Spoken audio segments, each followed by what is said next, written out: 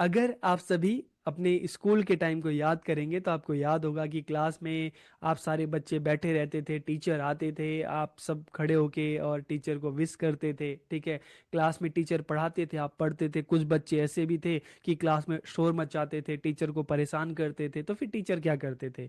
जो बच्चे पढ़ने में अच्छे थे, जो बच्चे उनके क्वेश्चन का आंसर देते थे, टीचर क्या करते थे कि उनके लिए क्लैपिंग करवाते थे। और जब आपके लिए क्लैपिंग होती थी, आपको किसी कंपटीशन में आप पार्टिसिपेट करते थे, आपको सर्टिफिकेट मिलता था, मेडल मिलता था। तो स्कूल में भी आपके लिए पूरे असेंबली में देखें तो आपके लिए क्लैपिंग होती थी। ठीक है, टीचर्स आपकी तारीफ करते थे तो आप बहुत खुश हो जाते थे। ठीक है, फिर आप ट्राई करते थे कि नहीं, मुझे और मेहनत करनी है, मुझे और अच्छा बेहतर करना है, मुझे अपनी परफॉर्मेंस को और अच्छा बनाना है। क्योंकि जब आप अच्छा करते हो ना, आपका तो आपको रिवॉर्ड मिलता है। जब आपको रिवॉर्ड मिलता है तो आप अंदर से बहुत ज़्यादा मोटिवेटेड हो जाते हो। ठीक है, आप और बेहतर करने की कोशिश करते हो। और कई बार क्या होता है, अगर कुछ बच्चे ऐसे भी हैं कि जो क्लास में शैतानी करते हैं, तो टीचर क्या करता था, उन बच्चों को कहते थे कि ठीक है, तुम मेरी बात नहीं मान रहे, तुम ऐसा करो, अपनी जगह पे तुम खड़े हो जाओ। तुम होमवर्क करके नहीं लाए, ऐसा करो, अब तुम्हारा होमवर्क डबल हो गया, तुम डबल होमवर्क करोगे। एनसीसी में भी तो कई बार ऐसा है, आप में से अगर कोई एनसीसी में होगा तो आपको पता होगा कि अगर छोटी से छोटी गलती होती है तो फिर ग्राउंड में काफी सारे चक्कर कटवाए जाते थे बच्चों से, छोटी छोटी बातों पे। ठीक है, तो यहाँ पर जब हम बिहेवियर मॉडिफिकेशन की बात करते हैं ना, तो बिहेवियर मॉडिफिकेशन की अगर बच्चों का बिहेवियर हम देखते हैं कि बिहेवियर पॉजिटिव भी होता है, नेगेटिव भी होता है। मान लो पॉजिटिव बिहेवियर है, बच्चा पढ़ने में बहुत अच्छा है, खेल कूद में बहुत अच्छा है, तो पॉजिटिव बिहेवियर को और आगे बढ़ाने के लिए बच्चों को रिवॉर्ड दिया जाता है। ठीक है, उनको सर्टिफिकेट दिए जाते हैं, मेडल दिए जाते हैं, ताकि बच्चा और मोटिवेट हो सके और अच्छा कर सके। और मान लो बच्चों का बिहेवियर अगर पॉजिटिव नहीं होता था तो फिर बच्चों को खड़ा कर दिया जाता था, उनको और एक्स्ट्रा होमवर्क दिया जाता था, उनके पेरेंट्स को बुलाया जाता था, ताकि बच्चा जो इस तरह का जो बिहेवियर है, उसका नेगेटिव बिहेवियर है, उसको रिपीट ना करे, उसको ठीक करके, उसको मॉडिफाई करके बच्चा अपना बिहेवियर अच्छा बनाए। ताकि वो क्या कहते हैं, चाहे टीचिंग की बात करें, लर्निंग की बात करें, अलग अलग एक्टिविटीज़ की बात करें, उसमें बच्चे की जो परफॉर्मेंस है अच्छी हो सके। ठीक है, तो यहाँ पर आज की वीडियो में गाइडेंस एंड काउंसलिंग में हम बिहेवियर मॉडिफिकेशन टेक्निक की बात करेंगे। अक्सर स्कूल में आपकी तारीफ की जाती थी, आपको अगर मान लो किसी तरह की पनिशमेंट भी मिलती थी तो क्यों मिलती थी? उसका जो मेन, जो आप कहोगे ना कि जो मेन मोटिव ये था कि आप को इसलिए इस तरह की जो पनिशमेंट मिलती थी, रिवॉर्ड मिलता था, ताकि आपका बिहेवियर अच्छा हो सके। अगर आपको रिवॉर्ड मिलता है तो उससे क्या होता था कि आपको बहुत ज़्यादा खुशी होती थी कि नहीं, अब मैं काम अपना और बेहतर तरीके से करूंगा, तो आपको जो बिहेवियर है और ज़्यादा पॉजिटिव हो जाता था।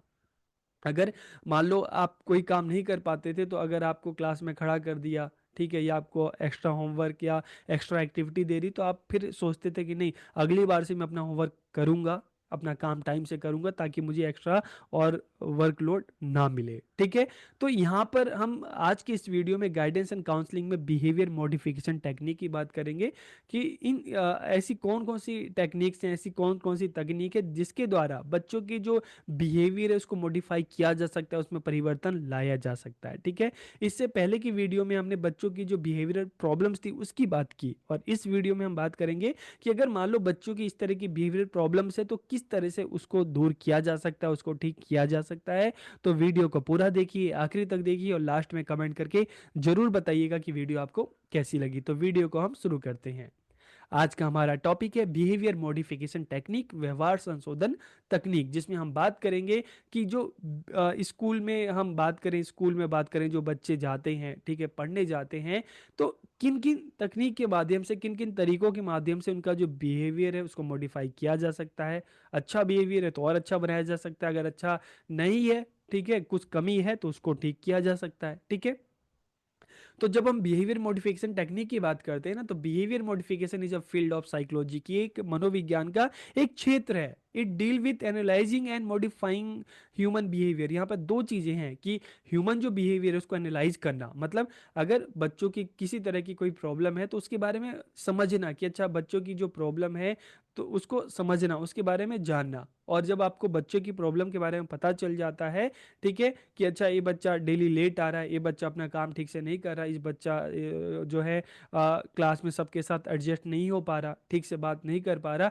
तो जब आपको उनकी प्रॉब्लम्स के बारे में पता चलता है, तो फिर आप क्या करते हैं, नेक्स्ट स्टेप क्या होता है, मॉडिफाइंग, कि आप उनके उस बिहेवियर को मॉडिफाई करने की कोशिश करते हैं, ताकि वो बच्चा भी जो उसकी जो प्रॉब्लम्स है बिहेवियर से रिलेटेड वो ठीक हो सके, क्लास में बाकी बच्चों के साथ अच्छे से रह सके, और जो भी लर्निंग हो रही है उसको अच्छे से सीख सके, समझ सके, ताकि वो भी बच्चा आगे बढ़ सके। ठीक है, अब बढ़ेगा कब, जब उसका जो बिहेवियर है वो एक पॉजिटिव बिहेवियर होगा। ठीक है, नेगेटिविटी जब उसके अंदर से खत्म होगी, पॉजिटिव बिहेवियर होगा, अपना काम बच्चा अच्छे से करेगा, अच्छे से सीखेगा, समझेगा। ठीक है, तो यहाँ पर दो चीज़ें हम बात करें कि analysing and modifying human behaviour के, सबसे पहले आप बच्चे के बारे में जानेंगे, समझेंगे कि बच्चे का बिहेवियर ऐसा है, क्यों है, क्या कारण है, और उसके बाद फिर आप उसको ठीक करने का प्रयास करेंगे। ठीक है, तो analysis means understanding the causes of behaviour, कि विश्लेषण का अर्थ है व्यवहार से संबंधित कारणों को समझना, कि बच्चे का बैकग्राउंड क्या है, उसके पेरेंट्स जो है क्या करते हैं, एजुकेटेड है नहीं है, सोसाइटी किस तरह की सोसाइटी में बच्चा रहता है। जब आपको सारी चीज़ें पता चल जाएगा, तो उसके बाद फिर आप ट्राई करेंगे कि किस तरह से मैं इस बच्चे का जो बिहेवियर है उसको चेंज कर सकता हूँ, उसको मॉडिफाई कर सकता हूँ। ठीक है, तो modification means developing and applying procedure to change a person behaviour, के संशोधन का क्या अर्थ है, व्यक्ति के व्यवहार में परिवर्तन हेतु प्रक्रियाओं को विकसित करना और लागू करना, ताकि बच्चे का जो बिहेवियर है उसको चेंज किया जा सके, बच्चों को में अच्छी जो हैबिट्स है वो डेवलप की जा सके। ठीक है,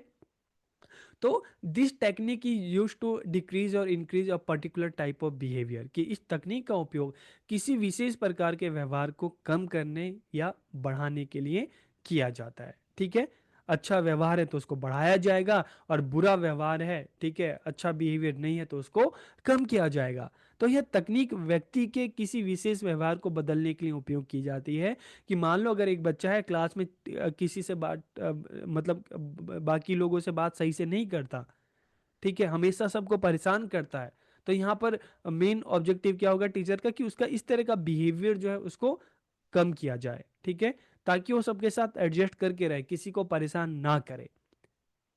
behaviour modification procedure are develop by professional, की इस तरह की जो प्रोसीजर होती हैं, प्रक्रियाएं होती हैं, ज़्यादातर किसके द्वारा की जाती हैं, प्रोफेशनल के द्वारा की जा सकती हैं। टीचर हो सकता है वो, ठीक है, काउंसलर हो सकता है, कोई भी हो सकता है, जिसके द्वारा, जो प्रोफेशनल्स होते हैं उनके द्वारा किया जाता है। और हमें ये भी पता है कि जो बिहेवियर हमारा है, ठीक है, जो हमारी व्यक्तित्व है, जो हमारा बिहेवियर है, ये सीखा जाता है। हम अपने परिवार से, अपने समाज से, अपने स्कूल से, अपने पीयर ग्रुप से चीज़ों को सीखते हैं। जैसा हम सीखते हैं उसी हिसाब से, जैसा हमारा सोशलाइजेशन होता है उसी हिसाब से हमारा बिहेवियर होता है। तो बिहेवियर आर लर्न, तो जब बिहेवियर सीखा जाता है तो मतलब इसमें चेंज भी किया जा सकता है। ठीक है, तो it involves encouraging good habits and discouraging negative habits, की इसमें क्या है, जब बिहेवियर मॉडिफिकेशन की बात करें, कि बच्चों में अच्छी आदतों को एनकरेज करना है, कि क्लास में अगर बच्चा आंसर दे रहा है, अपना काम अच्छे से कर रहा है, तो बच्चों के लिए क्लैपिंग करवा सकते हैं, बच्चों की पीठ थपथपा सकते हैं, उनकी तारीफ कर सकते हैं, ताकि बच्चे में इस तरह के अच्छे बिहेवियर जो उसको एनकरेज किया जाए। और अगर क्लास में बच्चा बात नहीं मानता, ठीक है, दूसरों को परेशान करता है, लड़ाई करता है, तो फिर क्या किया जा सकता है, कि उसका जो ये मतलब नेगेटिव जो इस तरह का जो बिहेवियर है उसको क्या किया जा सकता है, डिक्रीज किया जा सकता है, कम किया जा सकता है। किस तरह से, या तो रिवॉर्ड मिलेगा या पनिशमेंट मिलेगा। बच्चा अच्छा काम करेगा तो उसको रिवॉर्ड मिलेगा, अगर बच्चा अच्छा काम नहीं करेगा तो उसको पनिशमेंट मिलेगी। पनिशमेंट का मतलब क्या है, मारना पीटना नहीं है यहाँ पर। पनिशमेंट का मतलब है कि बच्चों को एक्स्ट्रा वर्क दिया जा सकता है, बच्चों को क्लास में, हाँ ठीक है आप अपनी जगह थोड़ी देर खड़े हो जाओ, ठीक है, इस तरह की बात, बच्चों को एक्स्ट्रा एक्टिविटी दी जा सकती है। तो it uses reward and punishment for behaviour modification, की इसमें व्यवहार संशोधन हेतु पुरस्कार और दंड का उपयोग किया जा सकता है।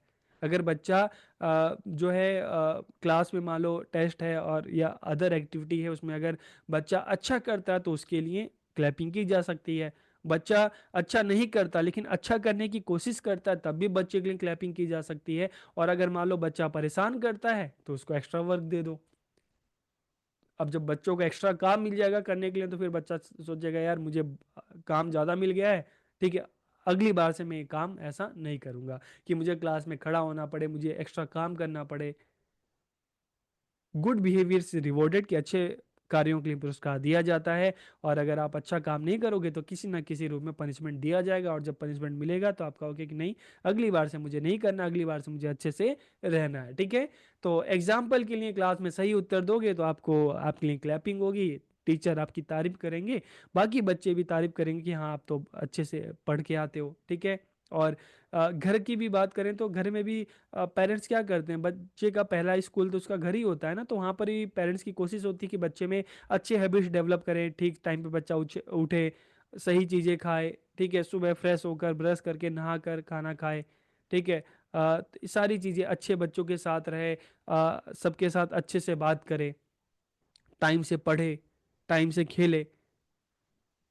एग्जाम्पल के लिए जैसे हमने बात की ब्रश की, बच्चों को ये अच्छी आदत डालना है कि बच्चा सुबह डेली उठे, फ्रेश हो, ब्रश करे, नहाए, फिर उसके बाद अपना जो डेली रूटीन है उसको करे। ठीक है, अब हम बात करते हैं, जब हम बिहेवियर मॉडिफिकेशन की बात करते हैं, तो ओरिजिन ऑफ बिहेवियर मॉडिफिकेशन की, व्यवहार संशोधन की उत्पत्ति, इसकी जब हम हिस्ट्री में जाए ना, तो ड्यूरिंग 1930s, जो 1930s का जो हम बात करते हैं, जो एक टाइम पीरियड था, तो Skinner propose the theory of operant conditioning, कि स्किनर ने ऑपरेंट कंडीशनिंग थ्योरी दी थी। ठीक है, अब उस थ्योरी पर, जैसे आपने सेकेंड सेमेस्टर में आपने पढ़ा होगा ना, कि उन्होंने अपना जो ये प्रयोग था, एक्सपेरिमेंट था, चूहे पे किया था, और पिजन पे, कबूतर पे किया था।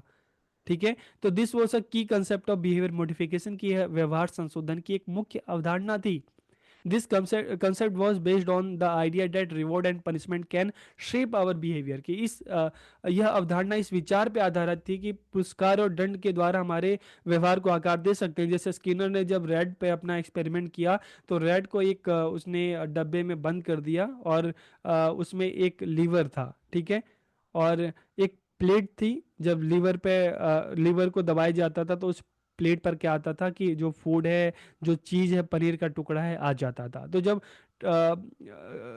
रेड को बॉक्स में बंद कर दिया गया, तो रेड क्या था कि जो बॉक्स में भागने लगा, कूदने लगा, दौड़ने लगा, और ऐसे करते करते जैसे उसका पंजा खटके पे पहुंचा, वो लीवर दबा, और उसकी प्लेट में क्या आ गया, पनीर आ गया, और चूहे को एक तरह से उसकी मेहनत का रिवॉर्ड मिला, और चूहे ने पनीर को खाया।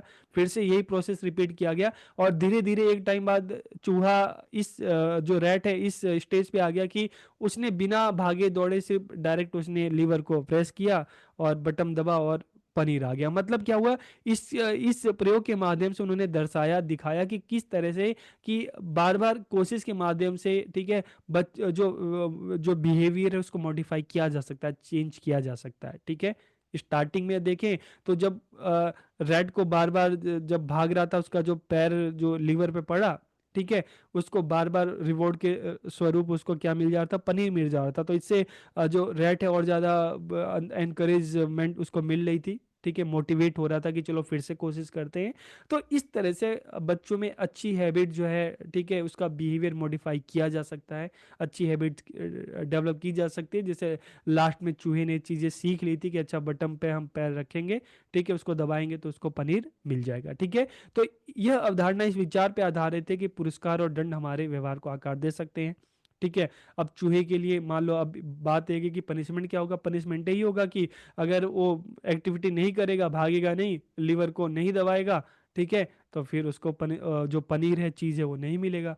तो नहीं मिलना पनिशमेंट है, और मिल जाना अच्छा काम करेगा, भागेगा दौड़ेगा, उसको उस लीवर को दबाएगा, ठीक है, तो उसको रिवॉर्ड मिल जाएगा। तो वो इसके लिए क्या रिवॉर्ड है, पनीर। ठीक है, तो Skinner conducted his experiment on various organism, चाहे हम पिजन की बात करें, चाहे हम चूहे की बात करें, और अपने इन प्रयोगों के परिणामों के आधार पर स्किनर ने बताया कि व्यवहार संशोधन में पुनर्बलन महत्वपूर्ण भूमिका निभाता है। रिइंफोर्समेंट, चूहे के लिए रिइंफोर्समेंट क्या था, चीज था, पनीर था, उसको मिल रहा था, तो उससे और ज्यादा उसको रिइंफोर्समेंट मिल रहा था, फिर से एक्टिविटी कर रहा था।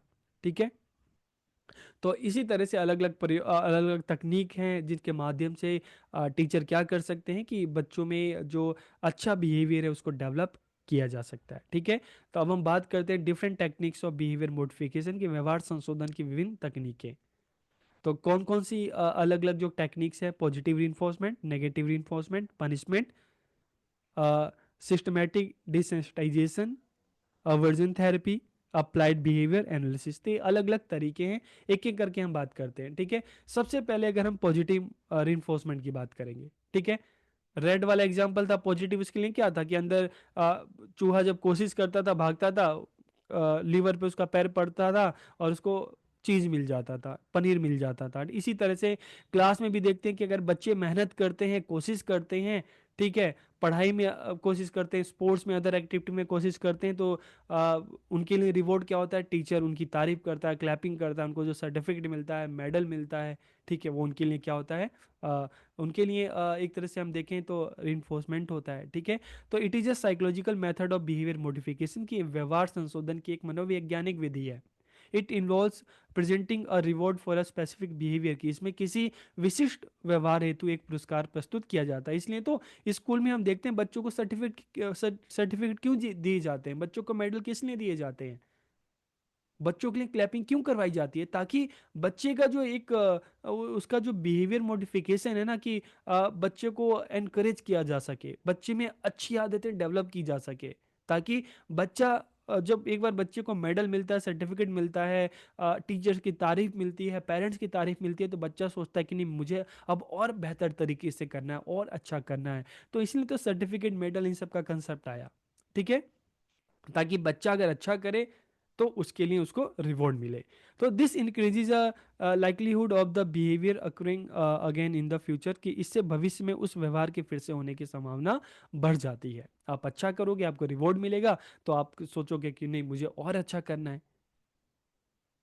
फिर नेगेटिव रीइंफोर्समेंट की बात करें तो नकारात्मक पुनर्बलन क्या है, it is a psychological method of behaviour modification. ये भी एक साइकोलॉजिकल मेथड है व्यवहार संशोधन का।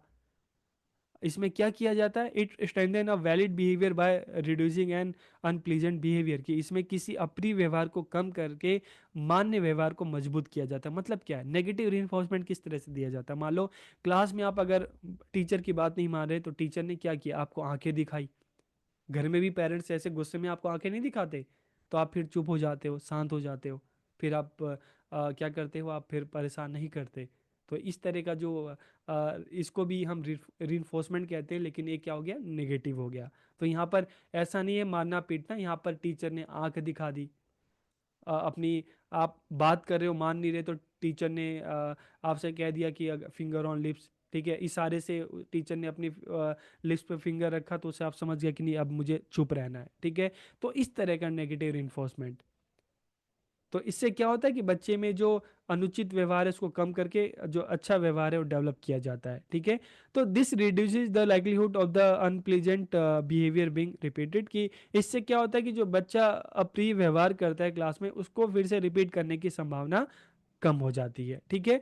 अ child may learn to do his homework to avoid the anger of his her teacher, कि कोई बच्चा अपने शिक्षक के गुस्से से बचने के लिए अपना जो काम है, होमवर्क है, उसको ठीक से करना, टाइम से करना सीख जाता है। कई बार होता है ना कि बच्चे अपना होमवर्क करके नहीं लाते, तो फिर टीचर उनको गुस्सा करते हैं, ठीक है, कि नहीं, तुम्हें करके लाना चाहिए। तो फिर बच्चा कहता है कि नहीं, अच्छा, अब अगली बार से मैं अपना काम जो है टाइम से करके लाऊंगा, ठीक है, नहीं तो फिर टीचर जो है, जो काम टाइम से नहीं करता उस पर गुस्सा करते हैं, ठीक है। तो इस तरह से अक्सर पेरेंट्स भी तो इसी से अगर कहते हैं ना कि अगर आप कुछ उनकी बात नहीं मानते, तो पेरेंट्स बिल्कुल एक्सप्रेशन उनका फिर वो अच्छा नहीं होता आपके लिए। तो आपको लगता है कि नहीं, मेरे पेरेंट्स मुझे, मैं ऐसा काम करूँ कि मेरे पेरेंट्स मुझे देख के खुश हो, ना कि मुझे देखकर गुस्सा हो, ठीक है। तो इस चीज़ से बचने के लिए हम फिर अच्छा जो बिहेवियर है, अच्छा काम है, वो करने लगते हैं, ठीक है। तीसरी चीज अगर हम पनिशमेंट की बात करें, ठीक है, तो पनिशमेंट या दंड, तो यहाँ पर आप पनिशमेंट का मतलब आप बिल्कुल फिजिकल उससे मत लेना, हरासमेंट की, बच्चों को मारना पीटना, ये चीजें नहीं है। आप क्या कहते हैं, it is a psychological method of behaviour modification, इसका तात्पर्य ऐसे परिणामों से है जो किसी अवांछनीय व्यवहार के बाद होता है। मतलब इसमें क्या होता है कि जब आप कोई काम ऐसा कर देते हो जो आपको नहीं करना चाहिए, उसके बाद फिर आपको पनिशमेंट मिलता है, ठीक है। जब हम नेगेटिव रिइंफोर्समेंट की बात कर रहे थे, तो वहां तो एक डर है कि अगर अच्छा नहीं करूंगा तो फिर ये चीजें होगा, ठीक है। लेकिन यहाँ पे जब आप कोई काम कर देते हो जो आपको नहीं करना चाहिए, ठीक है, उसके बाद पनिशमेंट मिलता है। पनिशमेंट कैसा हो सकता है, क्लास टेस्ट है, ठीक है। आपने तैयारी नहीं की, आपने टेस्ट दिया, अच्छा नहीं दिया, आप फेल हो गए, आपके नंबर कम आए, वो आपके लिए पनिशमेंट हो गया। आप स्कूल जो है टाइम से नहीं पहुंचे तो असेंबली में आपको खड़ा कर दिया गया। स्कूल में आपसे कह दिया गया कि चलो आप स्कूल के एक दो राउंड करो, ठीक है, वो आपके लिए क्या हो गया, पनिशमेंट हो गया। तो इससे क्या होगा, इट यूजिस नेगेटिव जो परिणाम है, नेगेटिव जो बिहेवियर है उसको कम करता है। और बुरे व्यवहार के लिए हिरासत में लेना, जैसे एक स्कूल को छोड़ दें तो हम क्या करते हैं हमारी सोसाइटी में, देखो, जो गलत काम करता है, जो गलत एक्टिविटी करता है, उसको क्या किया जाता है, उसको जेल में डाल दिया जाता है, वो पनिशमेंट हो गई। और स्कूल में तो, जेल में तो ऐसा कुछ है नहीं, लेकिन स्कूल में क्या कि बच्चा अगर होमवर्क नहीं कर रहा, काम नहीं कर रहा, तो उसको एक्स्ट्रा काम दे दो। बच्चा अगर लेट आ रहा है तो चलो ग्राउंड के जो है बच्चा चक्कर लगाएगा। तो ये हो गया, बच्चा अगर पढ़ाई नहीं करता तो बच्चा फेल हो जाएगा, कम नंबर आएंगे, उसके लिए पनिशमेंट हो जाता है, ठीक है। फिर सिस्टमेटिक डिसेंसिटाइजेशन की अगर हम बात करते हैं, व्यवस्थित असंवेदनीकरण की बात करते हैं, तो यहाँ पर देखिए कई बार बच्चों में क्या होता है, डर होता है किसी भी चीज़ का, ठीक है। किसी को हाइट का डर होता है, किसी को मैथ का डर होता है, किसी को साइंस का डर होता है, किसी को सोशल साइंस का डर होता है। तो इस तरह से हम देखते हैं कि बच्चों में बहुत चीज़ों को लेकर डर होता है। तो इसमें क्या किया जाता है, इसमें जो बच्चों का इस तरह का जो नेगेटिव बिहेवियर होता है ना, उसको मॉडिफाई किया जाता है ताकि बच्चों में से वो डर खत्म किया जा सके। कई बार क्या होता है कि अगर मान लो बच्चों को मैथ का डर है, साइंस का डर है, इस तरह का डर होता है, तो अगर टीचर को पता चलता है तो टीचर उस हिसाब से इंटरेस्टिंग तरीके से एक्टिविटी के थ्रू बच्चों को इन्वॉल्व करके चीज़ों को बताए, चीज़ों को सिखाए, ठीक है। उसको बताए कि नहीं, ये जो तुम्हें डर इसलिए लग रहा है क्योंकि तुम कोशिश नहीं कर रहे, तुम प्रैक्टिस नहीं करते, तुम प्रैक्टिस करो, ठीक है। टीचर भी उनको प्रैक्टिस करवाए, घर पे पेरेंट्स भी बच्चों की हेल्प कर दें, एक्स्ट्रा क्लासेस हो जाए, तो कहीं ना कहीं इस तरह के जो सब्जेक्ट के फियर होते हैं वो कम किए जा सकते हैं, लेकिन इसमें टीचर को कोशिश करते रहनी चाहिए, ठीक है।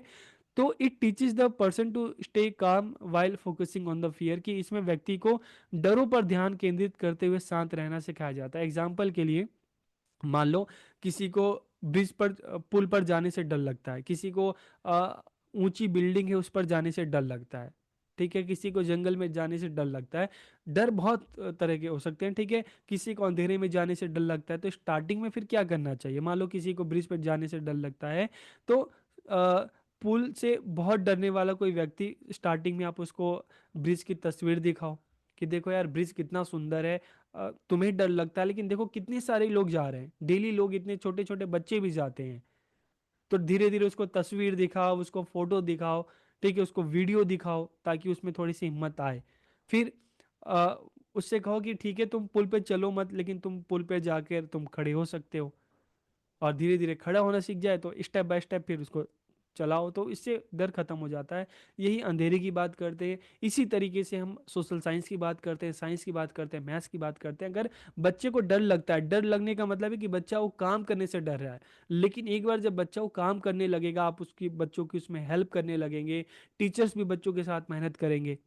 अगर बच्चे को सोशल साइंस में मैप से डर लगता है, तो अगर आप बच्चा बार बार उसको मैप की प्रैक्टिस करवाएंगे, उसको चीज़ों को सही से बताएंगे, समझाएंगे, तो देखिए कहते हैं ना, डर के आगे जीत है। जब आप जिन चीज़ों से डर लगता है, जब आप वो काम करने लगेंगे तो अपने आप डर खत्म हो जाता है। तो इसी में भी, इस मैथ टेक्निक में भी यही बात सेम की जाती है, ठीक है।